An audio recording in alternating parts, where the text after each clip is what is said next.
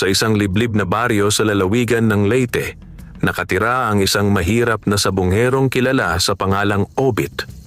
Payat ang kanyang pangangatawan, sunog sa araw ang balat at palaging may bakas ng pagod ang kanyang mga mata.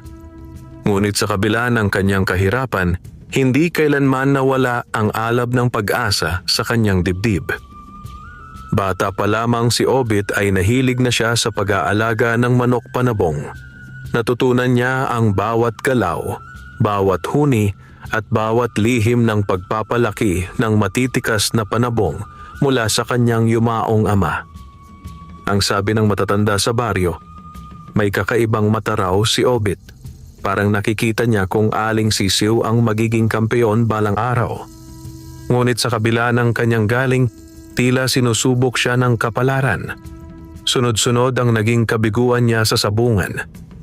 May mga manok siyang malalakas sa ensayo, ngunit biglang nanghihina kapag laban na. Minsan na may nagkakasakit ang mga alaga niya sa mismong linggo ng tupada. Unti-unting naubos ang kanyang kaunting ipon.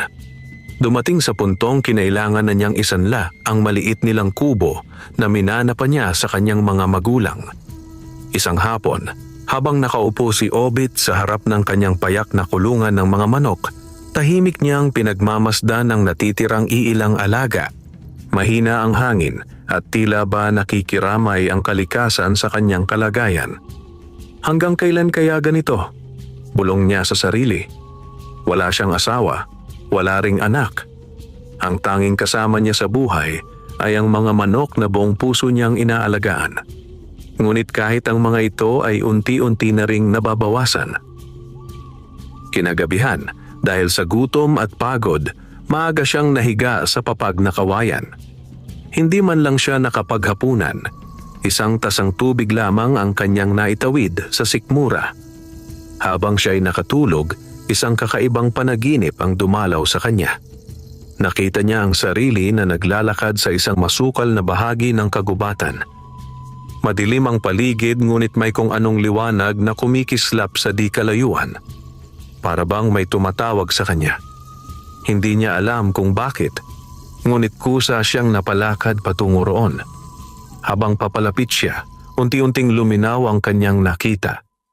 Isang napakagandang manok panabong na tila kumikislap ang balahibo sa ilalim ng kakaibang liwanag.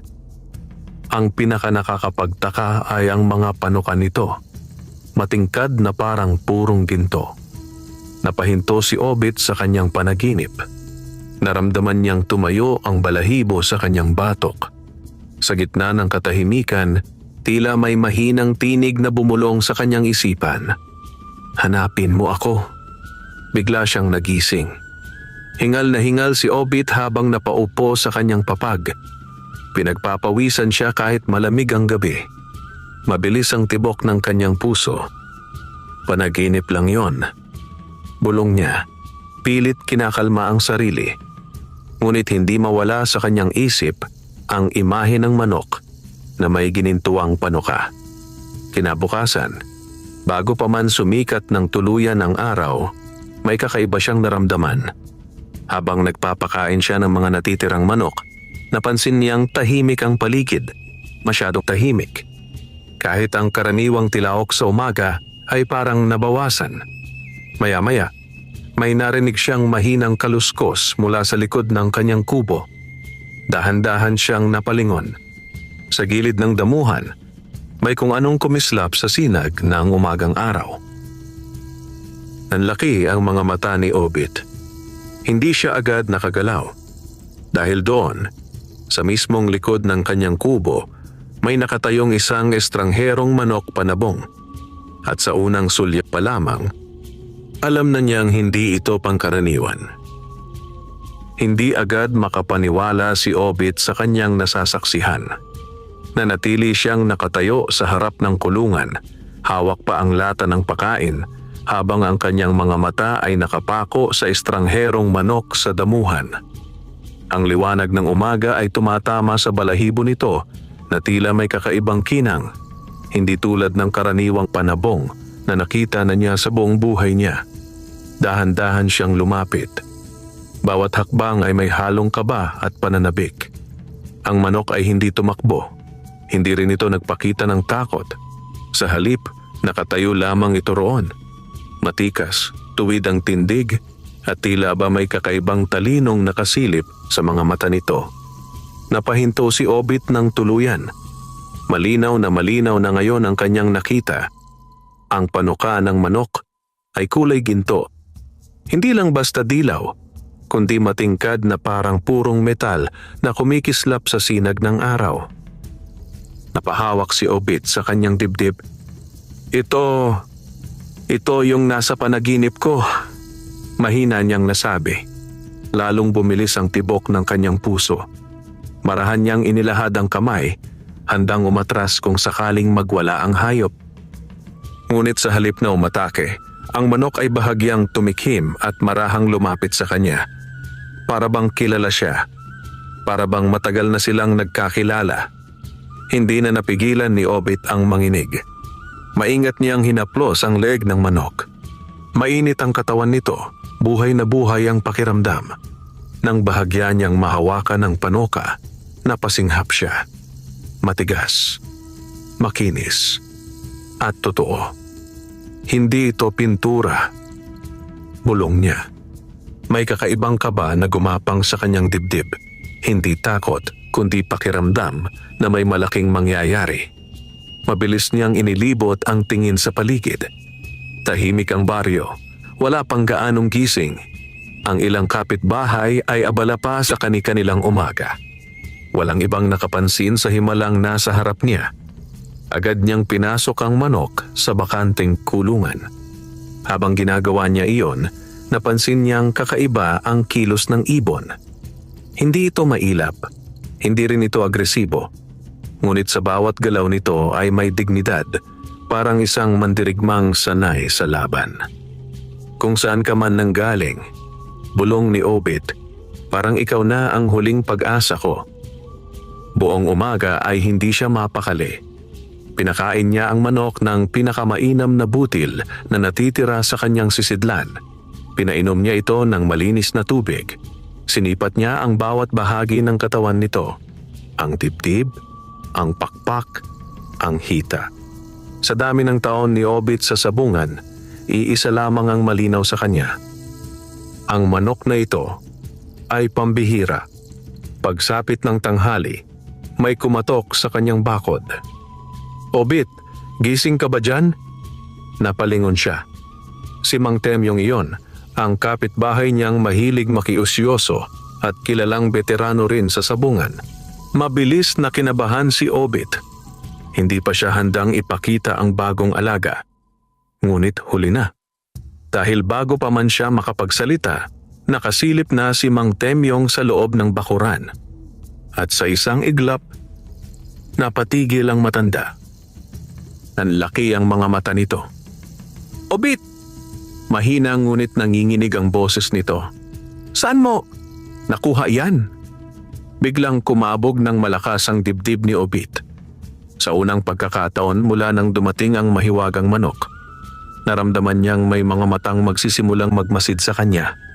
At alam niyang simula pa lamang ito. Hindi agad nakasagot si Obit. Nanatili siyang nakatayo sa tabi ng kulungan habang si Mang Temyong ay tila napako ang tingin sa loob. Ang matanda, na kilala sa baryo bilang bihasa sa manok panabong, ay bihirang magpakita ng ganong klasing pagkagulat. Ngunit ngayon, kitang-kita sa kanyang mukha ang matinding pagkabigla. Dahan-dahang lumapit si Mang Temyong sa kulungan.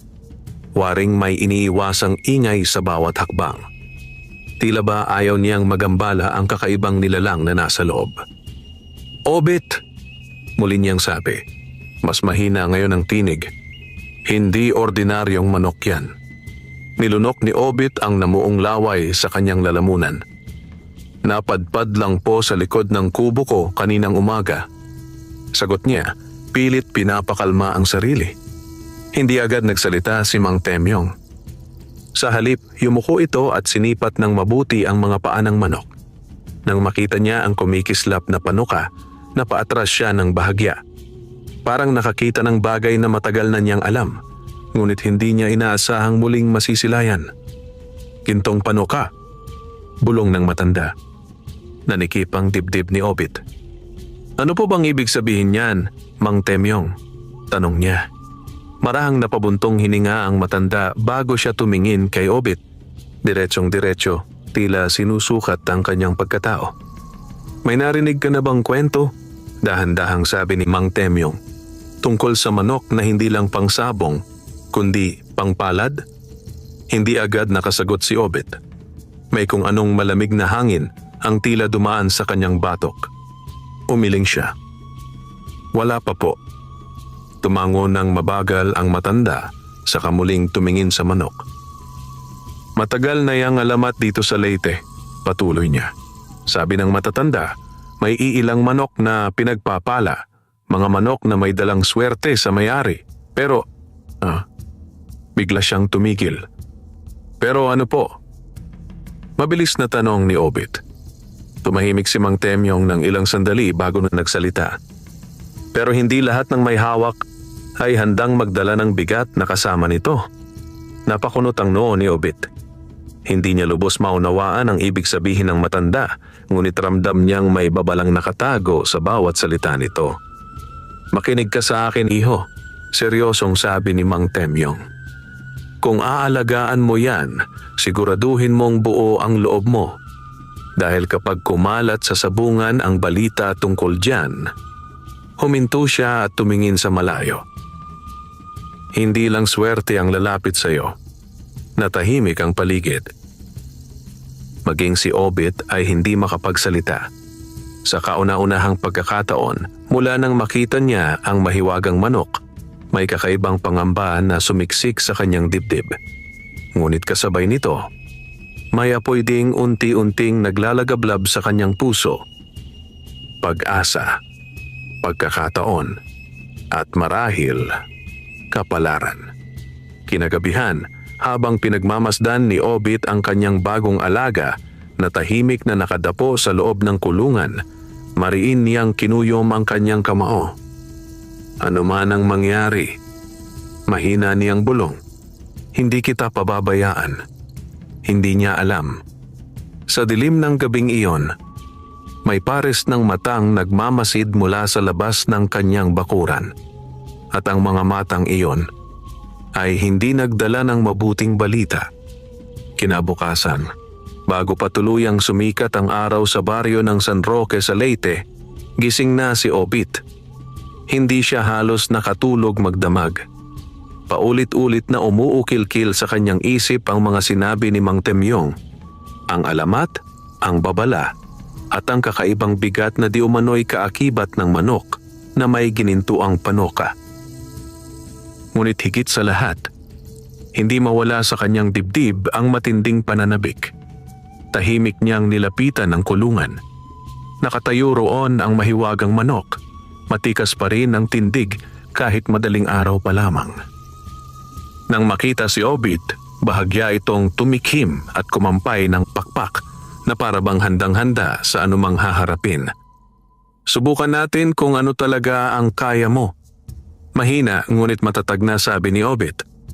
Maingat niyang inilabas ang manok at dinala sa likod ng kubo sa maliit na bakanteng lupa na ginagamit niya noon para sa ensayo ng mga alaga. Ang hamog ay sariwa pa sa damuhan. Tahimik ang paligid. Kinuha ni Obit ang isa sa natitirang panabong niya, isang pulang tandang na dati maaasahan sa ensayo. Hindi ito ang pinakamalakas niyang alaga, ngunit sapat para masukat ang kakayahan ng bagong dating. Ilang sandali siyang nag-alinlangan. May kung anong kaba sa kanyang dibdib, ngunit nanaig ang kanyang kagustuhang malaman ang totoo. Marahan niyang pinaghinarap ang dalawang manok. Sa unang ikot pa lamang, napansin na agad ni Obit ang kakaiba. Ang manok na may ginintuang panoka ay hindi padalos-dalos. Hindi ito basta sumusugod. Umiikot ito ng maingat. Ang mga matay matalim na nakatutok sa kalaban. Parang isang veteranong mandirigma. Napabulong si Obit. Biglang sumugod ang pulang tandang. Ngunit sa isang iglap, umiwas ang mahiwagang manok. Mabilis. Malinis. Halos hindi nakita ng mata. Bago pa makabawi ang kalaban, isang matulis at eksaktong atake ang pinakawalan ng ginintuang panoka. Napaatras si Obit. Hindi siya makapaniwala. Sa loob lamang ng ilang saglit, napahandusay ang pulang tandang, hindi patay, ngunit malinaw na talo sa ensayo. Nanlaki ang mga mata ni Obit. Hindi maaari, bulong niya. Lumapit siya at sinuri ang kanyang pulang alaga. Buhay pa ito ngunit lupaypay, tila nawalan ng lakas sa sobrang bilis ng laban. Samantala, ang mahiwagang manok ay nakatayo lamang. Hindi hinihingal, hindi magulo ang balahibo. Parang wala lang nangyari. Doon tuluyang nanginig ang mga kamay ni Obit. Sa dami ng taon niya sa sabungan, ngayon lang siya nakakita ng ganitong klaseng galaw. Hindi ito basta malakas, matalino, mabilis, at nakakatakot ang eksaktong tira. Unti-unting napangiti si Obit, isang ngiting may halong tuwa at kaba. Kung ganito ka sa ensayo, bulong niya habang titig na titig sa manok. Ano pa kaya sa totoong laban? Ngunit hindi niya alam. Sa di kalayuan, sa likod ng mga punong niyog, may isang lalaking tahimik na nagmamasid sa buong pangyayari. At nang makita nito ang bilis ng ginintuang panoka, dahan-dahan itong napangisi. Sa wakas, mahina nitong sabi. Pagkatapos ay tahimik itong naglaho sa pagitan ng mga puno.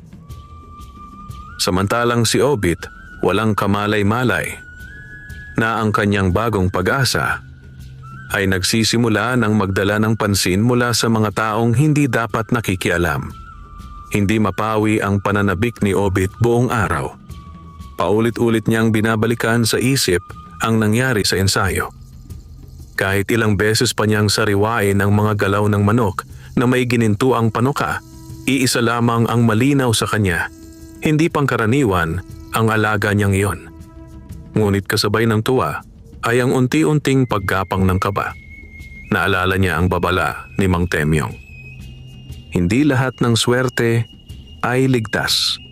Pagsapit ng hapon, habang nagpapalit siya ng tubig sa kulungan, may narinig siyang mga yabag sa labas ng bakuran. Napalingon siya at nakita ang dalawang kabataang sabungero mula sa kabilang purok. "Obit," tawag ng isa. "May balita raw kami, ha?" Napakunot ang noo ni Obit. "Ano yon?" Maingat niyang tanong. Nagkatinginan ng dalawa bago ngumisi. "May bago ka raw, Panabong," sabi ni Mang Temyong, "kakaiba raw." Nanikip ang dibdib ni Obit. Hindi niya inasahang ganoon kabilis kakalat ang usapan. Pilit siyang ngumiti. Ensayo pa lang naman." Ngunit hindi na itago sa mga mata ng mga bisita ang kanilang kuryosidad. Lumapit ang isa sa kulungan at bahagyang sumilip. At sa sandaling iyon, nakita nila ang kumikislap na panoka. "Aray!" Napasinghap ang isa. "Obit, parang hindi yata ordinaryo yan." Tahimik lang si Obit. Ramdam niyang bawat segundo ay lalo lamang umiinit ang sitwasyon. Maya-maya pa'y nagpaalam din ang dalawang lalaki, ngunit bago sila tuluyang umalis, may iniwang salita ang isa. "Sa linggo may malaking tupada sa bayan. Sayang kung hindi mo isasabak yan." Pagkaalis ng mga ito, matagal na napatayo si Obit sa gitna ng bakuran. Alam niyang tama ang sinabi. Kung talagang pambihira ang alaga niya, sa sabungan ito masusubok. Ngunit alam din niyang kapag dinala niya roon ang manok, hindi na ito may tatago pa. Kinagabihan, muling dumalaw si Mang Temyong. Tahimik silang naupo sa harap ng kubo habang ang malamlam na ilaw ng gasera ay sumasayaw sa kanilang mga anino. "Iho," seryosong sabi ng matanda, "kumakalat na ang balita." Napabuntong hininga si Obit. "Ganun na nga po." Sandaling nanahimik si Mang Temyong bago nagsalita muli.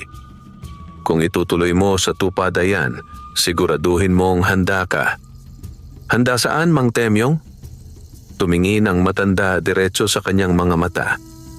sa inggit, sa tukso, at sa mga taong gagawin ng lahat para maagaw ang swerte mo. Napayuko si Obit. Ngunit maya-maya, unti-unti niyang itinaas ang kanyang ulo. Sa pagkakataong ito, may kakaibang tibay na sa kanyang mga mata. Buong buhay ko pong hinintay ang pagkakataong ito. Mahina ngunit matatag niyang sabi, kung ito na ang binigay sa akin, hindi ako uurong. Matagal siyang tinitigan ni Mang Temyong. Pagkatapos ay marahan itong tumango. Kung ganon, sabi ng matanda, simulan mo nang ihanda ang sarili mo. Sa loob ng kulungan, tahimik na nakatayo ang manok na may ginintuang panoka. At sa ilalim ng malamlam na ilaw, bahagyang kumislap ang mga mata nito. Parang alam nito na malapit na ang unang tunay na laban. Dumating ang linggo na matagal nang hinihintay ni Obit. Maagang maaga pa lamang ay gising na ang baryo. Ang hangin ay puno ng ingay ng mga tricycle, usapan ng mga sabunggero, at tilaok ng mga tandang na ihahanda sa laban. Sa bayan ng San Roque, ang araw ng tupada ay parang pista. Ngunit para kay Obit, ito ang araw na maaaring magbago ng kanyang kapalaran. Tahimik niyang inihanda ang mahiwagang manok. Maingat niya itong nilinis, sinuklay ang balahibo at sinipat ang bawat galaw. Lalong lumitaw ang kakaibang tindig ng ibon, matikas, kalmado at tila ba walang bahid ng kaba. Samantala, si Obit ay kabaligtaran. Mabilis ang tibok ng kanyang puso habang isinasakay niya ang kulungan sa tricycle na pauwi sa sabungan ng bayan. Sa bawat lubak ng daan, lalo niyang nararamdaman ang bigat ng desisyong kanyang pinasok. Hindi na ito basta ensayo. Totoong laban na ito. Pagdating sa sabungan, sinalubong siya ng karaniwang eksena. Mga sabungerong nagkukumpulan, may nagbubulungan, may nagtatawanan, at may mga matang tahimik na nagmamasid. Ngunit nang makita ng ilan ang manok ni Obit, unti-unting nagbago ang ihip ng hangin. Yan ba yung may gintong panoka? Bulong ng isa. Grabe, totoo pala ang kwento, sagot ng isa pa. Ramdam ni Obit ang mga tingin na parang kumakapit sa kanyang balat. Pilit niyang pinanatiling kalmado ang sarili habang nagparehistro ng laban. Hindi nagtagal, may lumapit sa kanya. Isang matabang sabungerong kilala sa bayan. Ako ang haharap dyan, kumpiyansang sabi nito. Tingnan natin kung gaano katapang yang alaga mo. Tinanggap ni Obit ang laban. Ilang sandali pa'y tinawag na ang kanilang numero. Habang papalapit siya sa gitna ng ruweda, tila bumagal ang kanyang pandinig. Ang ingay ng sabungan ay parang lumalabo sa kanyang paligid. Ang tanging malinaw sa kanya ay ang manok na hawak niya. Mainit, buhay, at kalmadong kalmado. Pinaghinarap ang dalawang panabong. Sa unang tingin pa lang, malaki at matipuno ang kalaban. Sanay ito sa laban, kitang-kita sa galaw. Ngunit ang alaga ni Obit, tahimik lang. Nakatitig, naghihintay. Sumenyas ang sentensyador. Sa isang iglap, sumiklab ang laban. Unang sumugod ang kalaban, mabilis at agresibo. Napasinghap ang ilang nanonood. Ngunit, sa isang kisap mata, umiwas ang manok ni Obit. Mabilis, eksakto, at bago pa makabawi ang kalaban, isang malinis na tira ang bumaon mula sa ginintuang panoka. Napatayo ang mga tao sa paligid. Ang bilis! Sigaw ng isa. Hindi pa natatapos. Muling sumubok ang kalaban, ngunit bawat galaw nito ay tila nababasa na ng alaga ni Obit. Isa pang mabilis na palitan. At biglang tumumba ang kalaban. Tahimik ang ruweda sa loob ng ilang segundo. Pagkatapos, sumabog ang sabungan sa ingay. Panalo. Grabe yung manok. Hindi normal yan. Nanlambot ang tuhod ni Obit. Hindi siya agad makapaniwala. Sa unang tunay na laban, panalo agad. Ngunit habang ang karamihan ay namamangha, may isang lalaking tahimik na nakaupo sa itaas na bahagi ng sabungan. Matalim ang mga mata nito. At ang tingin niya ay nakatutok lamang sa isang bagay. Ang manok na may ginintuang panuka. Dahan-dahan siyang ngumisi. Sa wakas, bulong niya. At sa sandaling iyon, hindi pa alam ni Obit na ang kanyang tagumpay ay simula pa lamang ng mas mabigat na pagsubok. Hindi pa humuhupa ang ingay sa sabungan nang tuluyang ideklara ang panalo ni Obit. Maraming lumapit sa kanya. May bumabati, may nagtatanong, at may mga matang tahimik lang na nagmamasid. Ang dating halos hindi pinapansin sa tupada ay ngayon biglang naging sentro ng usapan. Ngunit sa gitna ng kaguluhan, may isang presensyang agad napansin ni Obit. Tahimik, mabigat, at may kakaibang autoridad. Mula sa hanay ng mga nakatataas na upuan, dahan-dahang bumaba ang isang lalaking bihis na bihis. Malinis ang polo, makintabang sapatos, at may kumpiyansang lakad na tila sanay na sanay sa ganitong lugar. Kasunod niya ang dalawang tauhan. Agad nagbulungan ang mga sabunghero. Si Don Valeriano yan. Mayaman niya sa kabilang bayan. Malalaki pustahan yan. Nanikip ang dibdib ni Obit. Huminto sa harap niya ang mayamang lalaki at tahimik na sinipat ang manok sa loob ng kulungan. Matagal, mapanuri. Parang sinusukat ang halaga nito. Ikaw si Obit? Malamig ngunit magalang na tanong nito. Opo, sagot ni Obit, pilit pinatatagang boses. Bahagyang ngumiti ang lalaki. Maganda ang mata mo sa manok, sabi nito. Bihira ang ganyang galaw. Hindi sumagot si Obit. May kung anong hindi niya maipaliwanag na pakiramdam ang gumagapang sa kanyang dibdib. Maya-maya, diretsong nagsalita ang lalaki. Bilin ko. Parang biglang tumahimik ang paligid. Nanlaki ang mga mata ni Obit. Po? Bilin ko ang manok mo. Ulit ng lalaki, ngayon ay mas malinaw. Magkano? Napatayo ng tuwid si Obit. Hindi niya inaasahan na ganoon kabilis darating ang ganitong alok. Pasensya na po. Maingat niyang sagot. Hindi ko po balak ibenta. Hindi nagbago ang ekspresyon ng lalaki. Sa halip bahagya itong napangisi. Parang inaasahan na ang sagot. 100,000, kalmadong sabi nito.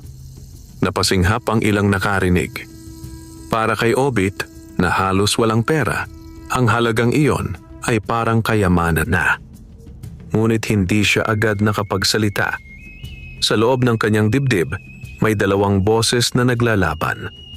Ang isa ay nagsasabing ito na ang pagkakataon niyang makaahon. Ang isa na may mariing kumakapit sa desisyong ginawa niya kagabi. Mariin niyang kinuyom ang kamao. Hindi ko po talaga ibebenta, sabi niya, mas matatag na ngayon.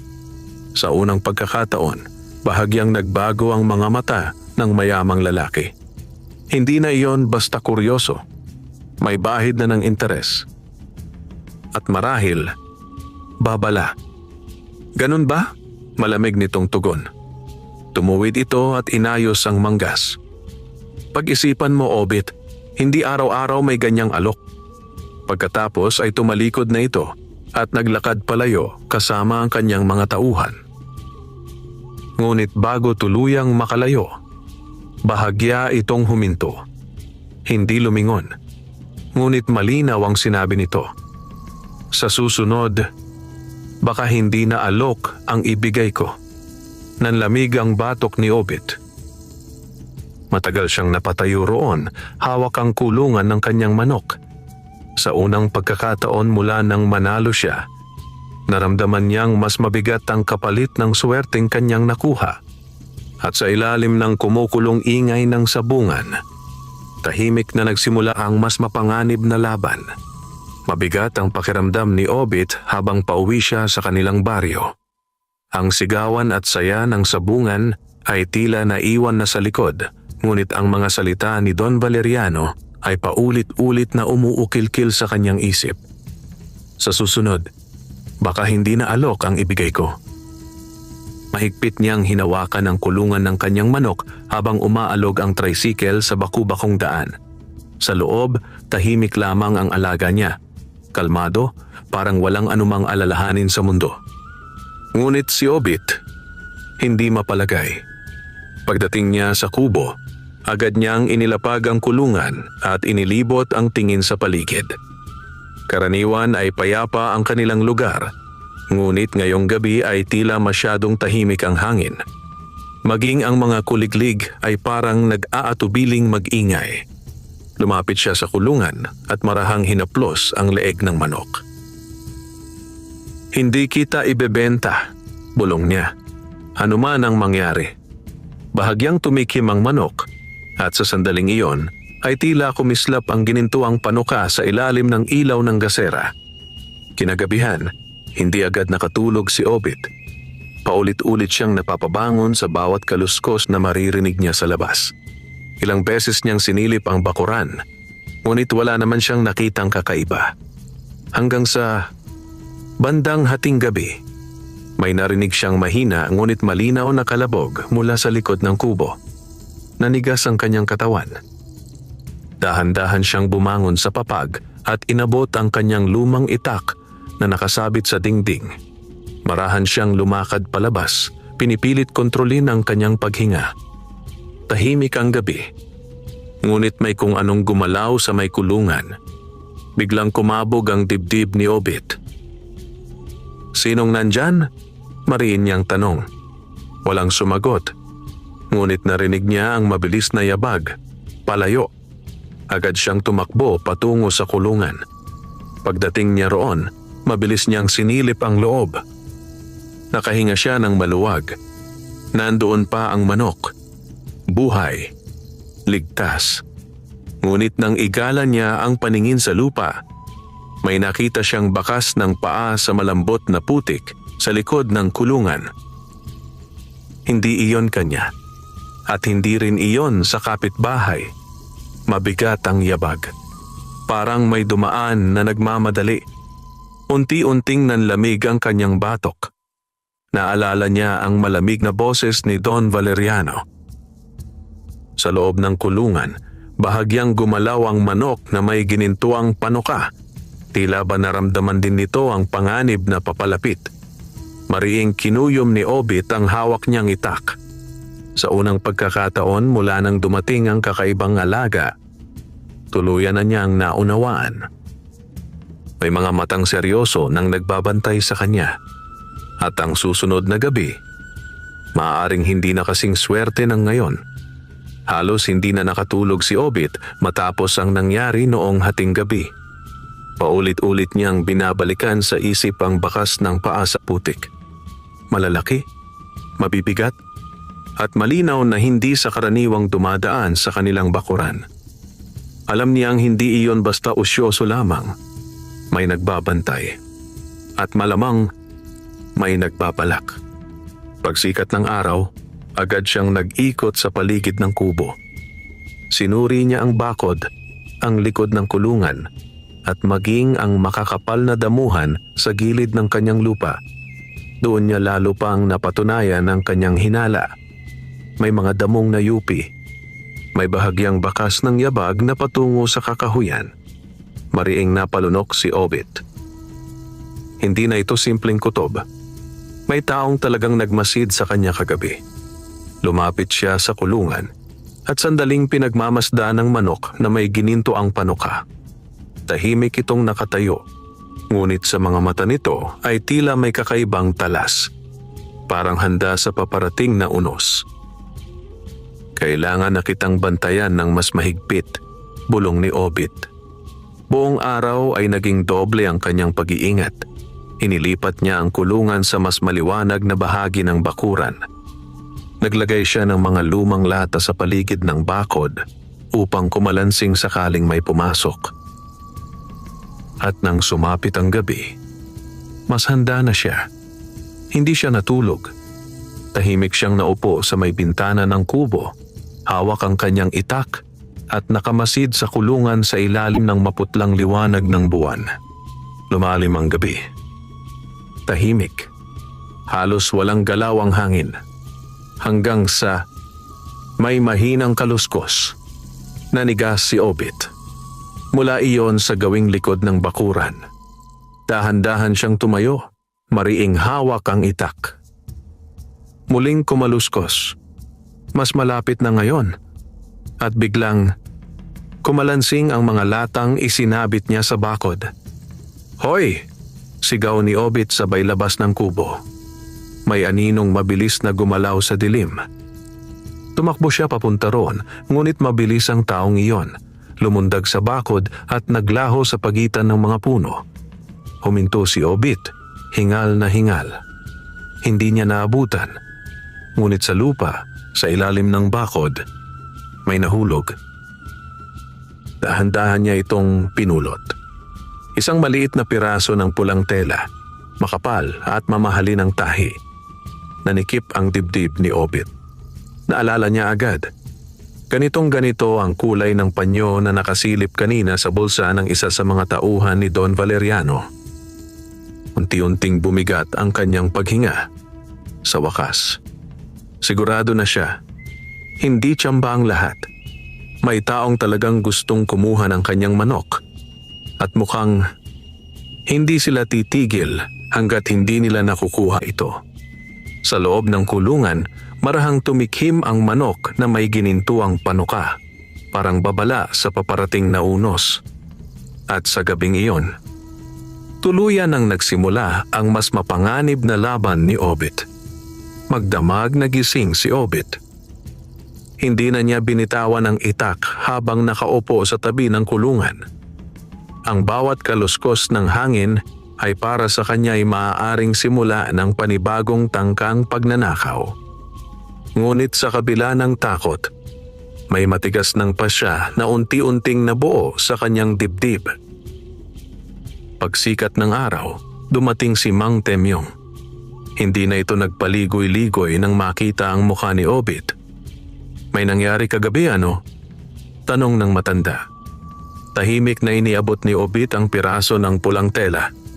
Sandaling sinipat iyon ni Mang Temyong. Pagkatapos ay mabigat na napabuntong hininga. "Kinakatakutan ko na mangyayari to," sabi niya. "Sigurado na po ako," mariing sagot ni Obit. "Mga tauhan ni Don Valeriano yon." Matagal na natahimik ang matanda bago nagsalita muli. "Iho, hindi biro ang kalaban mo. Maraming pera yon, maraming tauhan." Tumuwid si Obit. Sa pagkakataong ito, wala na ang alinlangan sa kanyang mga mata. "Buong buhay po akong umatras," sabi niya. "Buong buhay akong natalo. Ngayon lang ako binigyan ng pagkakataon." Tumingin siya sa kulungan. Ang manok na may ginintuang panuka ay matikas na nakatayo, tila nakikinig. "Hindi na ako uurong," dugtong ni Obit. Tahimik na pinagmasdan siya ni Mang Temyong. Pagkaraan ng ilang sandali, marahan itong tumango. "Kung ganyan ang loob mo," sabi ng matanda, "kailangan nating maging mas matalino kaysa sa kanila." Napakunot ang noo ni Obit. "Ano pong ibig ninyong sabihin?" Bahagyang lumapit si Mang Temyong at ibinaba ang boses. "May darating na malaking derby sa Tacloban sa susunod na linggo. Lahat ng malalakas na sabongero doon pupunta, kasama si Don Valeriano." Naramdaman ni Obit ang pagbilis ng tibok ng kanyang puso. "Kung gusto mong patunayan ang halaga ng alaga mo," patuloy ng matanda, "doon mo siya ilaban." Natahimik si Obit. Malaking laban iyon. Mas malaking pustahan. Mas maraming matang nakamasid. At mas malaking panganib. Ngunit kasabay nito, mas malaking pagkakataon. Dahan-dahan niyang itinaas ang tingin. May apoy na sa kanyang mga mata. Hindi na ang dating pagod na sabongero, kundi isang lalaking handang ipaglaban ang kapalarang minsan lang kumatok sa kanyang buhay. "Sasali ako," mariin niyang sabi. Bahagyang ngumiti si Mang Temyong, ngunit may bakas pa rin ng pag-aalala sa kanyang muka.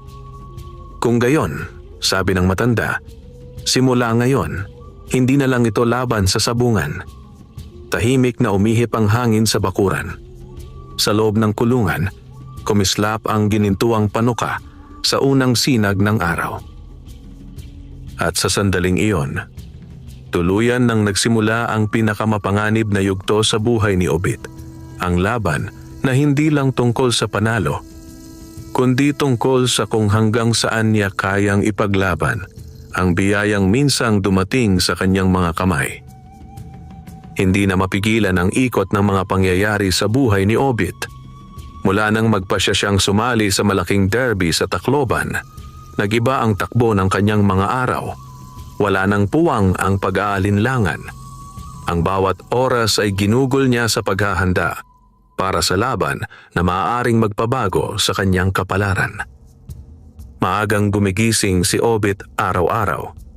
Bago pa sumikat ang araw sa kabundukan ng Leyte, naroon na siya sa likod ng kubo, maingat na pinapainom at pinapakain ang kanyang alagang manok na may ginintuang panuka.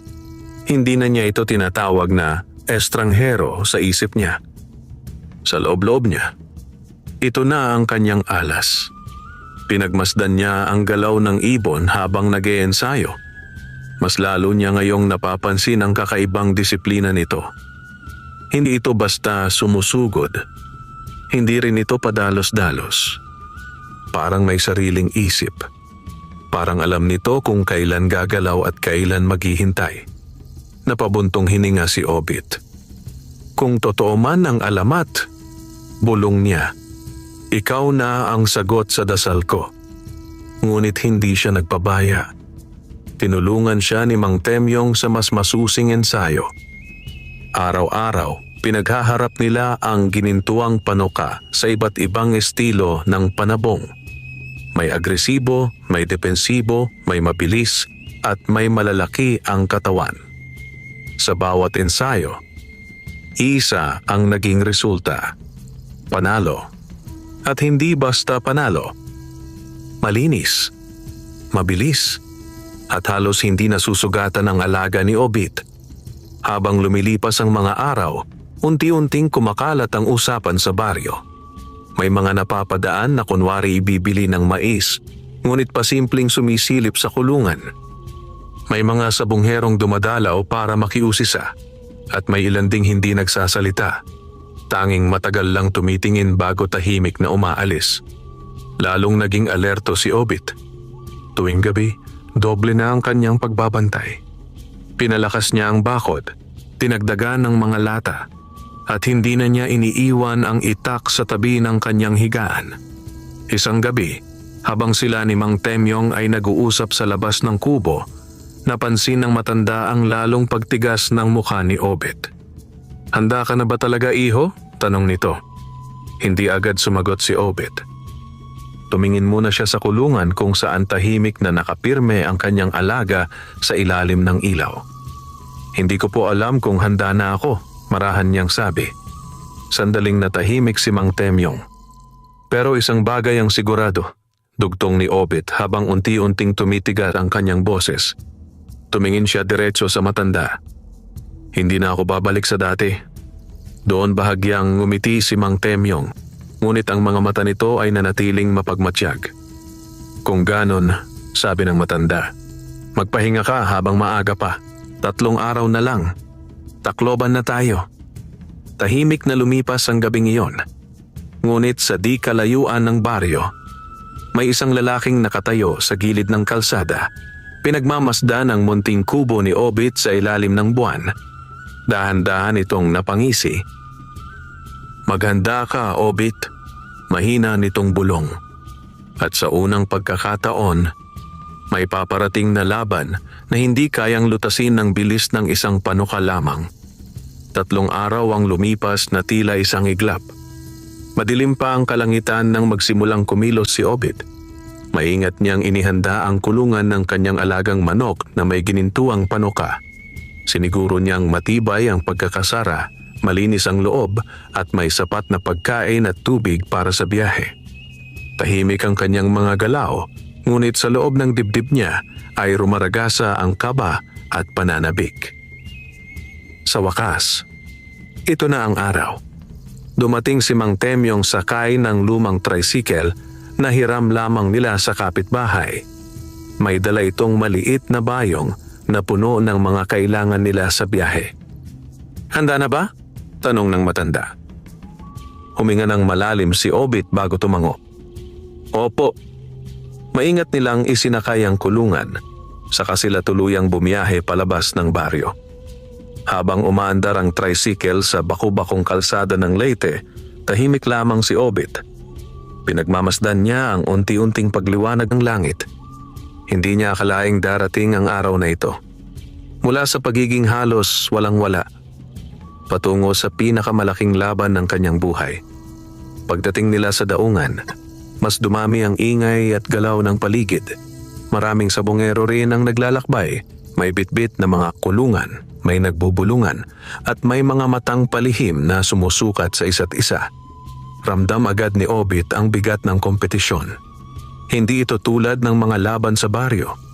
Iba ang ihip ng hangin dito.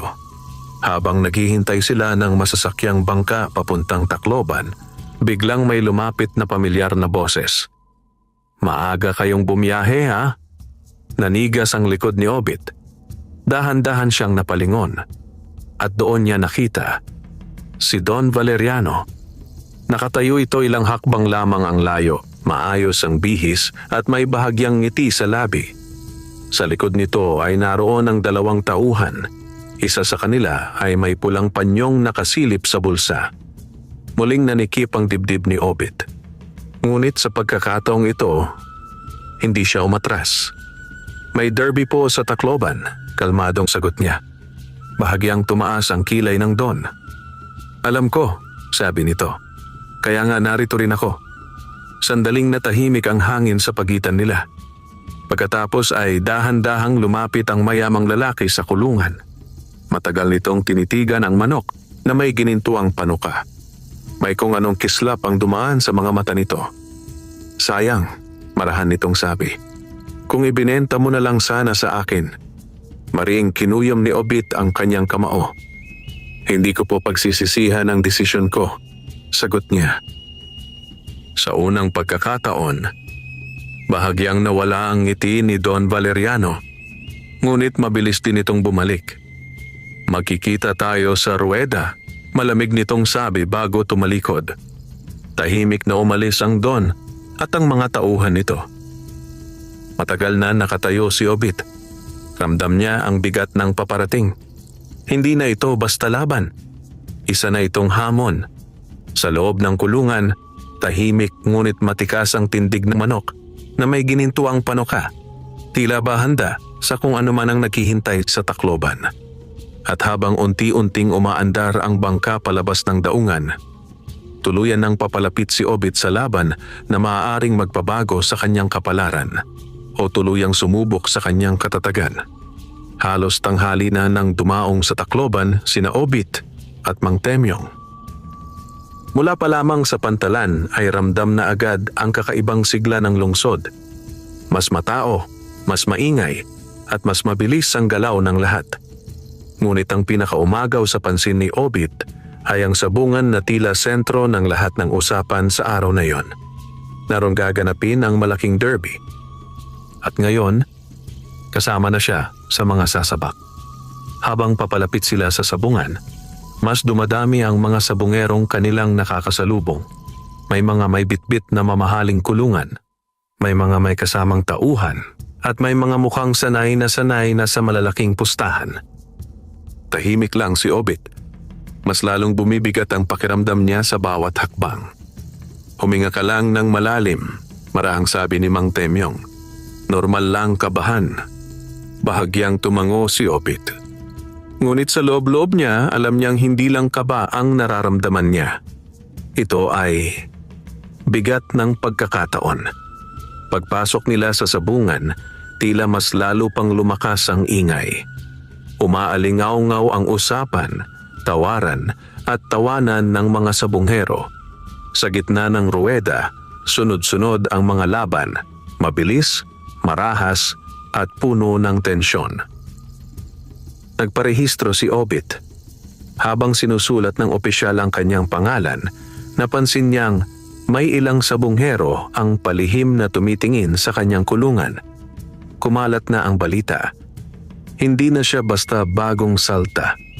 Maya-maya pa'y tinapik siya ni Mang Temyong. "Iho," mahina nitong sabi.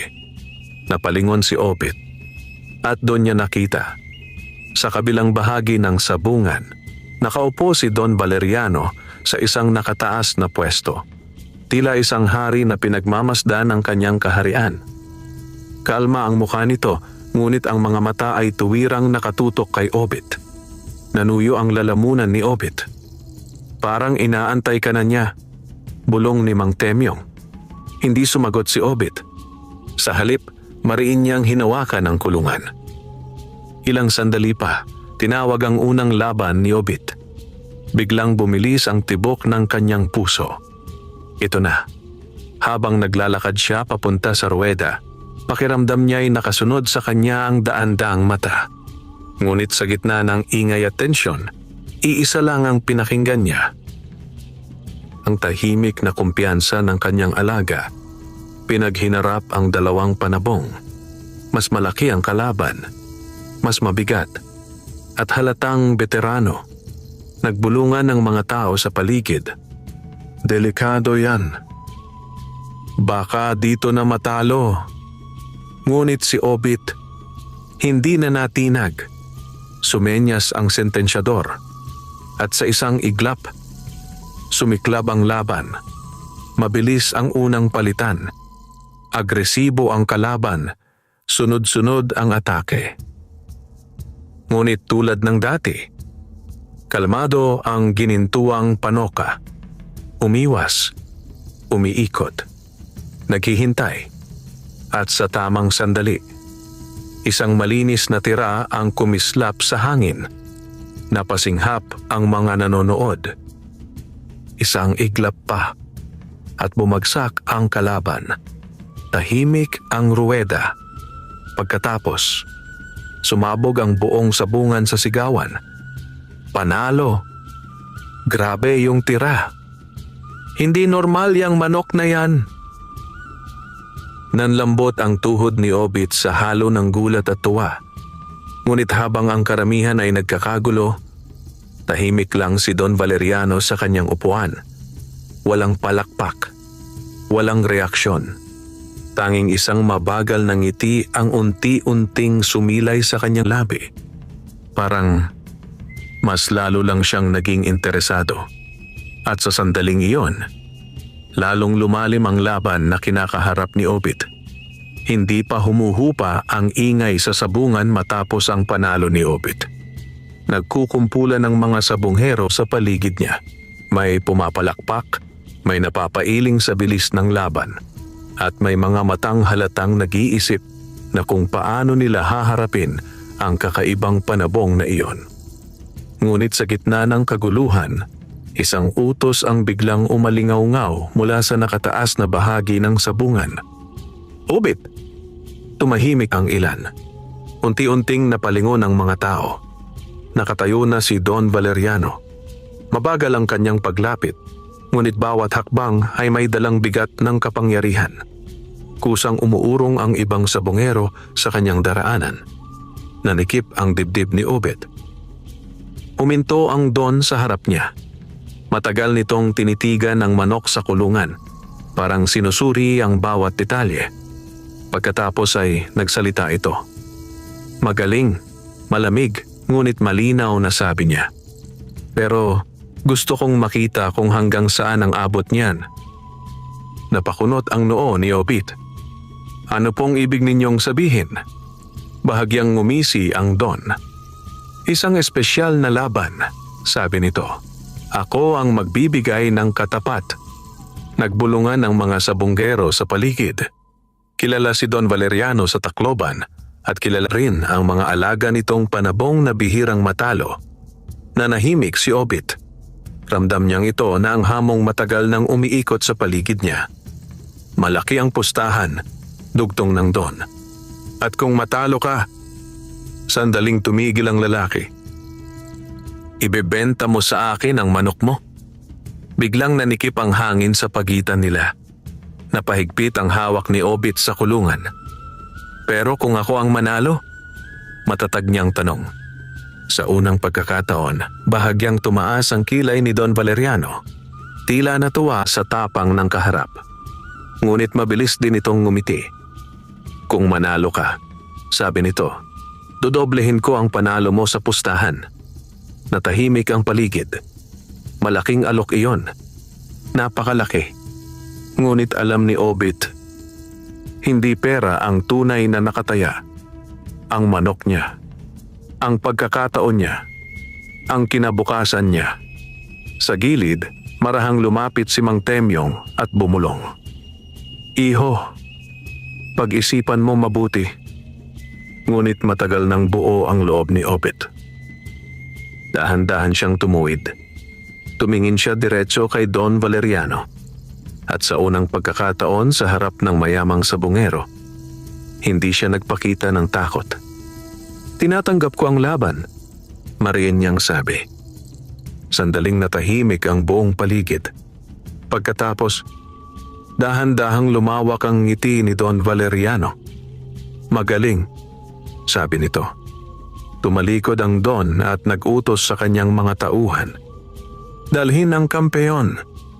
Nanlamig ang batok ni Obit dahil alam niyang ang susunod na laban, hindi na basta ordinaryong panabong ang kaharap nila. At sa gitna ng umaalingaw-ngaw na sabungan, tahimik na naghanda ang ginintuang panuka para sa pinakamabigat nitong pagsubok. Lalong bumigat ang hangin sa loob ng sabungan. Halos maramdaman ni Obit ang tensyon na kumakapit sa balat ng bawat nanonood.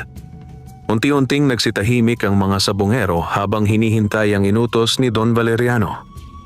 Dalhin ang kampeon. Makalipas ang ilang sandali, nagkahiwalay ang mga tao sa isang bahagi ng ruweda. At doon, lumabas ang manok ng Don. Nanlaki ang mga mata ni Obit. Ang panabong ay halos kasing laki ng isang maliit na pabo. Malapad ang dibdib, makapal ang hita, at ang balahibo ay makintab na tila inalagaan sa mamahaling patuka at bitamina. Sa bawat hakbang nito ay may mabigat na kumpiyansa, parang sanay na sanay sa dugo at laban. Nagbulungan ang mga tao sa paligid. Yan ang Black General. Hindi pa yan natatalo. Patay ang kalaban dyan. Nanuyo ang lalamunan ni Obit. Sa unang pagkakataon mula nang dumating ang ginintuang panuka sa buhay niya, nakaramdam siya ng tunay na bigat ng laban. Lumapit si Don Valeriano sa gilid ng ruweda, kalmadong kalmado. Handa ka na ba, Obit? Malamig nitong tanong. Huminga ng malalim si Obit. Saglit niyang sinilip ang kanyang alaga sa loob ng kulungan. Tahimik, matikas. At ang mga mata nito ay matalim na matalim. Parang hindi natinag sa laki ng kalaban. Dahan-dahang tumigas ang panga ni Obituary. Handa na po. Tinawag ang sentensyador.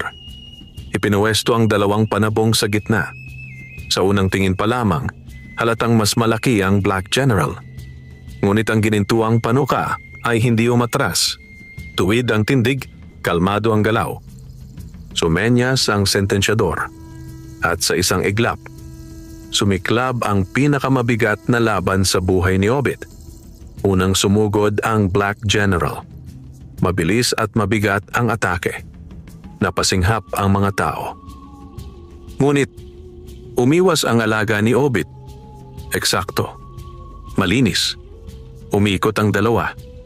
Naghanapan ng tiempo. Muling sumalakay ang Black General. Mas agresibo ngayon. Nagbanggaan ang dalawang panuka. Isang mabilis na palitan. 2, 3. Biglang napaatras ang ilang nanonood. Ang bilis! Kitang-kita ni Obit ang kakaibang galaw ng kanyang alaga. Hindi ito nagpapadala sa bigat ng kalaban. Sa halip para itong nagbabasa ng galaw, naghihintay ng perpektong sandali. At dumating ang sandaling iyon. Sa isang kisap mata, kumislap ang ginintuang panuka. Isang malinis na tira. Diretso. Tahimik ang ruweda. Isang iglap pa. At ang Black General ay biglang napatigil. Pagkatapos ay unti-unting bumagsak. Sumabog ang sabungan sa malakas na sigawan. Panalo. Hindi ka panipaniwala. Tinalo ang kampeon. Nanlambot ang tuhod ni Obit sa halo ng gulat at tuwa. Ngunit sa gitna ng nagkakagulong sabungan, tahimik lang si Don Valeriano. Wala nang ngiti sa kanyang mukha. Ang mga mata nito ay malamig na malamig, nakapako sa manok na may ginintuang panuka. At sa sandaling iyon, alam ni Obit, hindi pa tapos ang laban dahil ang pagkatalo ng Don ay maaaring simula pa lamang ng mas mapanganib na galit. Hindi agad humupa ang ingay sa sabungan matapos bumagsak ang Black General. Nagkakagulo ang mga tao, may sumisigaw sa gulat, may pumapalakpak sa paghanga, at may mga sabungero na hindi makapaniwala sa kanilang nasaksihan. Sa loob lamang ng ilang sandali, kumalat na sa buong ruweda ang pangalan ni Obit. Ngunit sa gitna ng kasiyahan, may isang lalaking nanatiling tahimik, si Don Valeriano. Nakatayo ito sa gilid, tuwid ang tindig, ngunit ang mga mata ay malamig na parang bakal.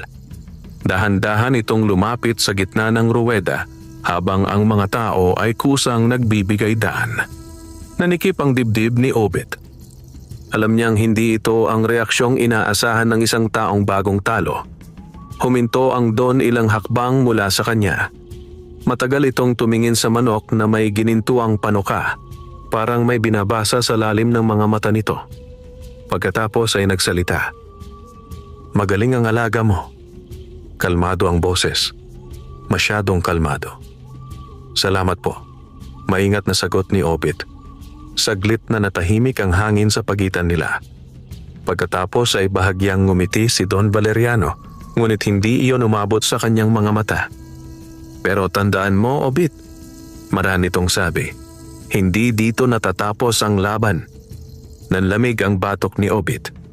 Bago pa siya makasagot, tumalikod na ang Don at naglakad palayo kasama ang kanyang mga tauhan. Ngunit bago tuluyang makalayo, bahagya itong huminto. Hindi lumingon, ngunit malinaw ang iniwang salita. May mga panalong, may kapalit. Tuluyang umalis ang Don. Unti-unting bumalik ang ingay ng sabungan. Ngunit para kay Obit ay tila lumayo ang lahat ng tunog. Nakaramdam siya ng kakaibang bigat sa dibdib. Hindi takot, kundi babala. Lumapit si Mang Temyong, bakas ang pag-aalala sa muka. "Iho, hindi ko gusto ang tingin ng Don na yon." Tahimik na tumango si Obit. "Ako rin po." Maya-maya, kinuha ni Obit ang kanyang alaga at maingat na ibinalik sa kulungan. Tahimik ang manok na may ginintuang panuka, ngunit ang tindig nito ay nananatiling matikas. Parang hindi pa tapos ang pakikidigma. Habang palabas sila ng sabungan, napansin ni Obit ang ilang estrangherong lalaki na tila sumusunod sa kanilang galaw. Hindi halata, pero ramdam.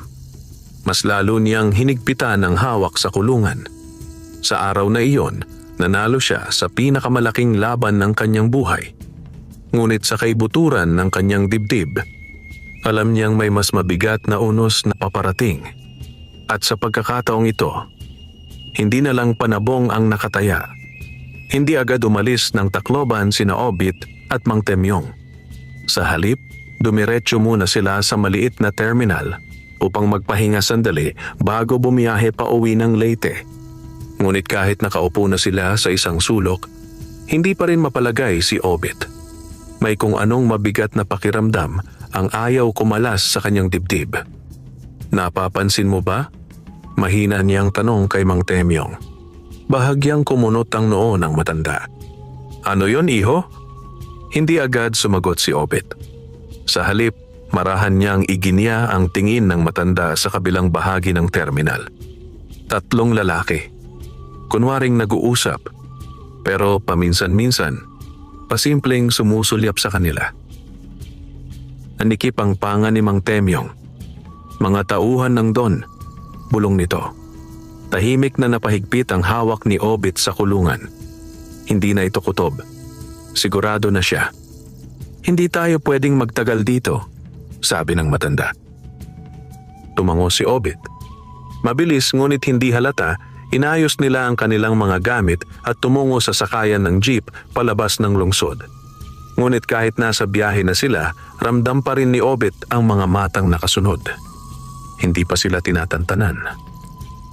Habang umaandar ang jeep sa palayo sa sentro ng Tacloban, tahimik lang si Obit. Pinagmamasdan niya ang kanyang alaga, kalmadong nakadapo sa loob ng kulungan. Napabuntong hininga siya. Hindi pala matatapos sa sabungan, mahina niyang sabi. Nabanggit ko na sayo, sagot ni Mang Temyong. Ang tunay na laban, minsan nasa labas ng ruweda. Lumalim ang gabi habang nasa biyahe sila pauwi sa baryo. Akala ni Obit ay doon na matatapos ang tensyon. Nagkamali siya. Pagbaba nila sa kanto malapit sa kanyang kubo, agad niyang napansin ang kakaiba. Tahimik ang paligid. Masyadong tahimik. Walang karaniwang tilaok. Walang ingay ng kapitbahay. Unti-unting nanlamig ang batok ni Obit. Iho, mahina ngunit babalang sabi ni Mang Temyong. Mabilis silang naglakad papalapit sa kubo. At doon, tuluyang nanigas si Obit. Ang bakod niya, sira. Ang mga lata, nakakalat sa lupa. At ang pinto ng kulungan ay bahagyang nakabukas. Biglang kumabog ang dibdib ni Obit. Sa isang iglap, tumakbo siya palapit. Sinilip niya ang loob. Nandoon pa ang manok. Buhay. Ligtas. Ngunit sa lupa ng bakuran, may sariwang bakas ng yabag. Mas marami na ngayon. Mas malinaw. Mas mapangahas. Mariing kinuyom ni Obit ang kamao. Hindi na ito simpleng paniniktik. May nagbabalik. At sa pagkakataong ito, mukhang hindi na sila basta aatras. Sa loob ng kulungan, bahagyang kumislap ang ginintuang panuka sa ilalim ng liwanag ng buwan, parang naghahanda sa paparating na unos. Hindi na nagaksaya ng oras si Obit. Agad niyang isinara ng mahigpit ang kulungan at tinagdagan ang kandado. Nanginginig pa ang kanyang mga kamay habang inaayos ang paligid ng bakuran. Ang mga lata ay muli niyang isinabit. Ang bakod ay pansamantala niyang tinalian ng kawad at ang itak ay hindi na niya binitawan. Tahimik lamang si Mang Temyong habang pinagmamasdan siya. Iho, marahil nitong sabi. Hindi na sila magtatangkalang. Susunod niyan, kukunin na talaga nila. Huminto si Obit. Unti-unti siyang tumuwid. Alam ko po, sagot niya. Sa gabing iyon, hindi sila natulog. Naglatag sila ng banig sa may pintuan ng kubo, malinaw ang tanaw sa kulungan. Mahina ang ilaw ng gasera, sapat lamang upang makita ang galaw sa bakuran. Lumalim ang gabi. Isa-isang nawala ang ingay ng baryo. Hanggang sa may mahinang kaluskos mula sa likod. Nanigas ang katawan ni Obit. Nagkatinginan sila ni Mang Temyong. Muli, mas maingat. Mas dahan-dahan. Unti-unting lumakas ang kaluskos. Pagkatapos, may aninong gumalaw sa bakod. Mariing hinigpitan ni Obit ang hawak sa itak. Atake na, bulong ni Mang Temyong. Biglang, may kamay na sumilip sa ibabaw ng bakod. Sumunod ang isa pa. 3 anino ang mabilis na lumundag papasok sa bakuran. Hindi na nagatubili si Obit. Hoy! Sigaw niya sabay sugod. Nagkagulo ang mga lalaki. Hindi nila inasahang may gising. Mabilis na sinunggaban ng isang kulungan, ngunit bago pa niya mabuhat, kumampay ng malakas ang manok na may ginintuang panuka. Sa isang iglap, napaatras ang lalaki. Napamura. At doon sumugod si Obit. Isang malakas na hampas ng itak sa lupa sa tabi ng mga paa ng lalaki ang nagpaurong sa mga ito. "Lumayas kayo!" mariin niyang sigaw. Saglit na nagkatinginan ng tatlong lalaki. Pagkatapos, mabilis silang tumakbo palabas ng bakuran at naglaho sa dilim. Hingal na hingal si Obit. Mariin niyang hinawakan ang kulungan. Sa loob, tahimik ngunit alerto ang kanyang alaga. Lumapit si Mang Temyong, mabigat ang muka. Hindi na sila natatakot magpakita. Sabi ng matanda. Dahan-dahang tumango si Obit. Ngayon, sigurado na siya. Hindi na ito simpleng pananakot. Talagang aagawin nila ang kanyang manok. Unti-unting tumigas ang kanyang panga. Sa unang pagkakataon, hindi na takot ang nangingibabaw sa kanyang dibdib, kundi galit. At kung kailangan, mahina ngunit matigas niyang bulong habang titig sa dilim ng bakuran. "Lalaban ako." Sa ilalim ng malamlam na buwan, kumislap ang ginintuang panuka, parang sumasang-ayon sa pasyang iyon. Mabigat ang katahimikan na bumalot sa kubo kinaumagahan. Halos walang nagsalita habang abala si Obit sa muling pag-aayos ng bakuran. Mas pinatibay niya ang bakod, dinagdagan ang kandado ng kulungan at naglagay pa ng mga patibong na gawa sa kawayan sa mga posibleng daanan. Ngunit kahit anong paghahanda, alam niyang hindi iyon sapat. Hindi na simpleng magnanakaw ang kalaban niya. Tahimik na lumapit si Mang Temyong habang pinagmamasdan ang seryosong mukha ni Obit. "Iho," marahan nitong sabi, "kapag desperado ang may pera, hindi sila titigil." Huminto si Obit sa ginagawa. Unti-unti siyang tumuwid. "Hindi rin po ako titigil," sagot niya. Ngunit bago pa makapagsalita ang matanda, may kumatok sa bakod. Isang beses. Mabagal. May kumpiyansa. Nagkatinginan sina Obit at Mang Temyong. Hindi iyon katok ng kapitbahay. Dahan-dahang lumapit si Obit sa bakod. Pagbukas niya, nanlamig ang kanyang batok. Isang pamilyar na lalaki ang nakatayo sa labas. Isa sa mga tauhan ni Don Valeriano. Maayos ang bihis nito, ngunit malamig ang mga mata. May hawak itong sobre. "May ipinabibigay ang Don," sabi nito, kalmadong kalmado. Hindi nagsalita si Obit. Kinuha niya ang sobre. Tahimik na umalis ang lalaki. Walang dagdag na salita. Walang banta. Ngunit ramdam ang bigat ng mensahe. Dahan-dahang binuksan ni Obit ang sobre. Sa loob ay may makapal na bungkus ng pera at isang maikling sulat. Mariin niyang binasa. "Huling alok. Iwasan na natin ang gulo. Don Valeriano." Unti-unting tumigas ang kanyang panga. Sa likod niya, tahimik na nakamasid si Mang Temyong. "Magkano?" tanong ng matanda. Hindi agad sumagot si Obit. Sa halip, dahan-dahan niyang ibinalik ang pera sa sobre. Pagkatapos ay mariin niya itong isinara. "Hindi sapat ang pera," sabi niya. Tahimik ang hangin. Ngunit sa pagkakataong ito, may kakaibang katigasan na sa boses ni Obit. Tumalikod siya at naglakad papunta sa kulungan. Sandali niyang pinagmamasdan ng manok na may ginintuang panuka. Ang alagang nagbukas ng pinto ng pag-asa sa buhay niya. "Hindi kita ipagpapalit." Mahina ngunit matatag niyang bulong. Sa labas ng bakuran, may isang lalaking nakatayo sa malayo. Pinagmamasdan ang kubo ni Obit. Nakita nito ang tauhan na paalis na. Nakita rin nito ang sobre sa kamay ni Obit. Dahan-dahan itong napangisi.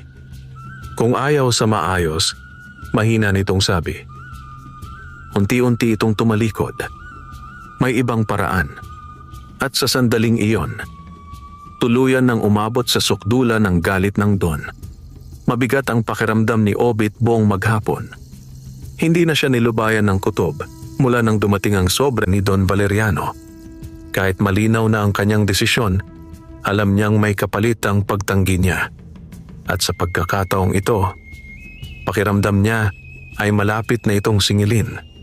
Pagsapit ng gabi, mas maaga pa sa dati ay naghanda na siya. Dinoble niya ang kandado ng kulungan. Inilapit niya ito sa mismong tabi ng kubo. Ang itak ay nakahawak na sa kanyang kamay kahit hindi pa lumalalim ang gabi. Tahimik din si Mang Temyong.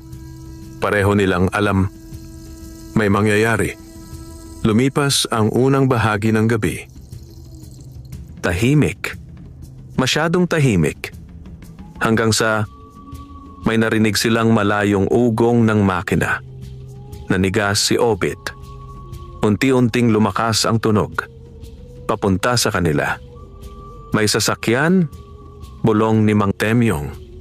At bigla, tumigil ang ingay sa tapat mismo ng bakuran. Sumunod ang pagbukas ng mga pinto ng sasakyan. 1, 2, 3. Mariing kinuyom ni Obit ang itak. Maya-maya, may malakas na yabag sa labas ng bakod. Hindi na nagtatago. Hindi na palihim. Diretsahan na. At saka, may boses na umalingaw-ngaw sa dilim. Obit! Nanlamig ang hangin. Dahan-dahang lumapit si Obit sa bakod. At sa ilalim ng ilaw ng buwan, nakita niya. Si Don Valeriano mismo ang nakatayo sa labas, kasama ang ilang tauhan. Hindi na ito nakangiti. Malamig ang mukha. Mabigat ang presensya. Iho, mababa ngunit matalim ang boses ng Don. Ayoko sanang umabot sa ganito. Tahimik si Obit. Ngunit matatag ang tindig. Alam mo kung bakit ako narito? Dugtong ng Don. Saglit na natahimik ang hangin. Pagkatapos ay mariing nagsalita si Obit. Hindi ko ibebenta. Sandaling tumahimik ang lahat. Unti-unting tumigas ang panga ni Don Valeriano. Sa wakas, nawala ang huling bakas ng pasensya sa kanyang mukha. Kung ganon, malamig niyang sabi, ako na ang kukuha. Sa isang iglap, sumenyas ang Don. At sabay-sabay na gumalaw ang kanyang mga tauhan papasok sa bakuran. Mariing hinigpitan ni Obit ang hawak sa itak. Sa loob ng kulungan, kumampay ang manok na may ginintuang panuka, parang handa sa paparating na unos. Sa gabing iyon, tuluyan ng sumiklab ang laban na hindi na kayang resolbahin ng sabungan. At sa unang pagkakataon, ang buhay mismo ni Obit ang nakataya. Halos tumigil ang mundo ni Obit sa sandaling sumugod ang mga tauhan ni Don Valeriano papasok sa kanyang bakuran. Wala nang taguan. Wala nang paikot-ikot. Diretsahan na ang laban. Mariing hinigpitan ni Obit ang hawak sa kanyang itak habang mabilis siyang pumwesto sa harap ng kulungan.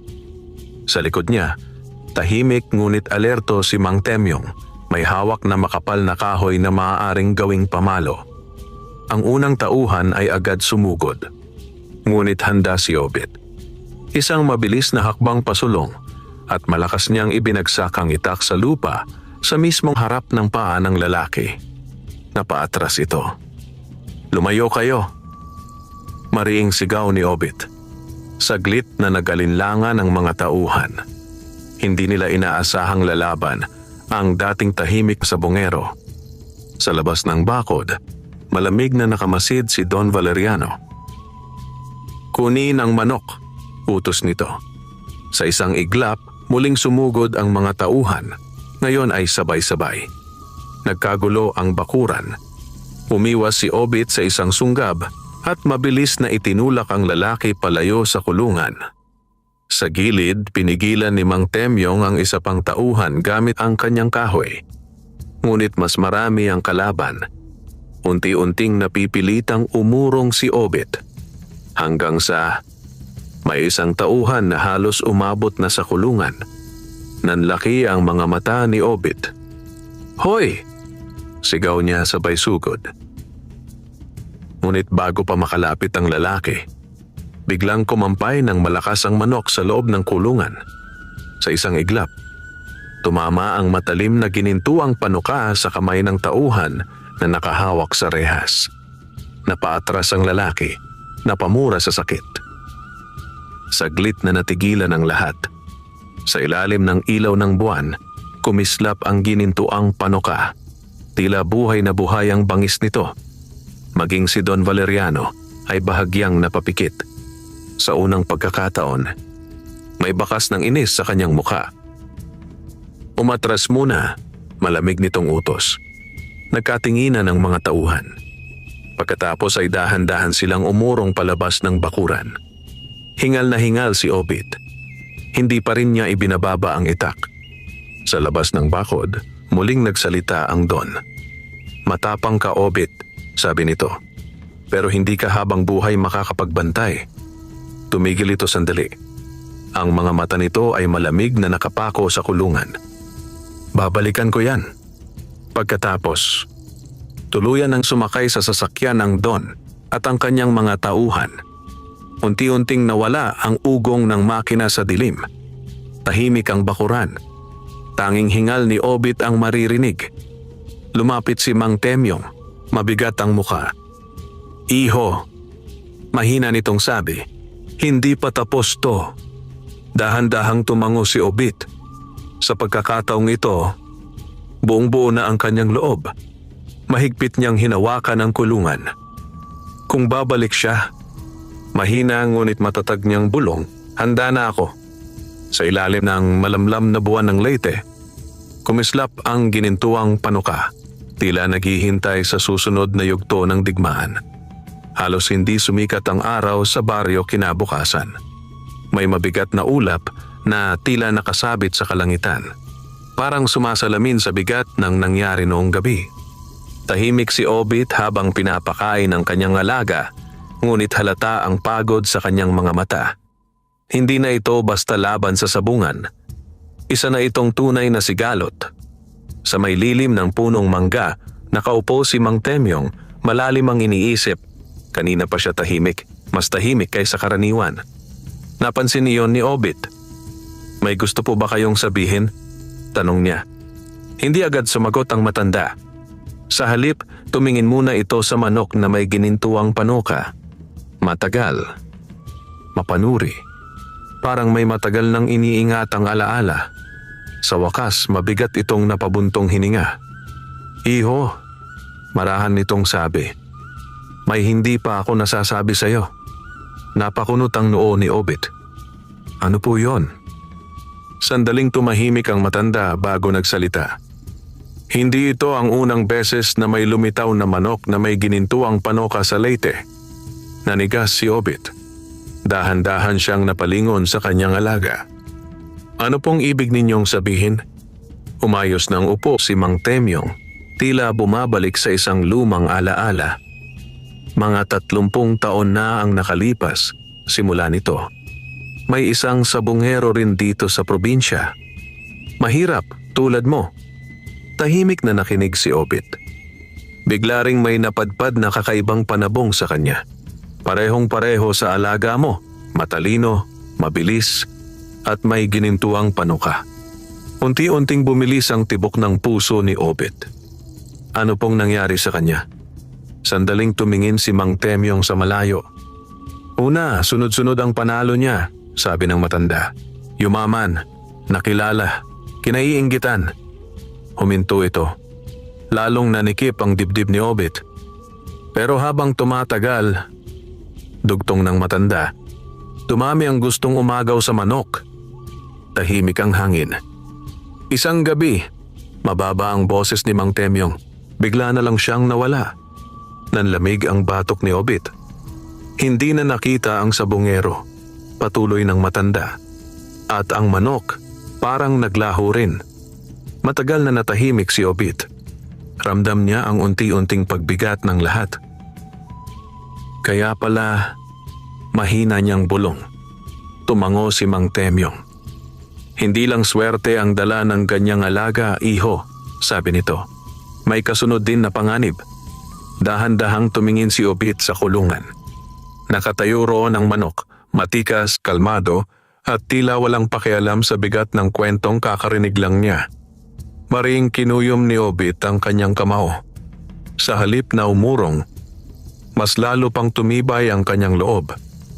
Kahit ganon, matatag niyang sabi, hindi ko ito iiwan. Tahimik siyang pinagmasdan ni Mang Temyong.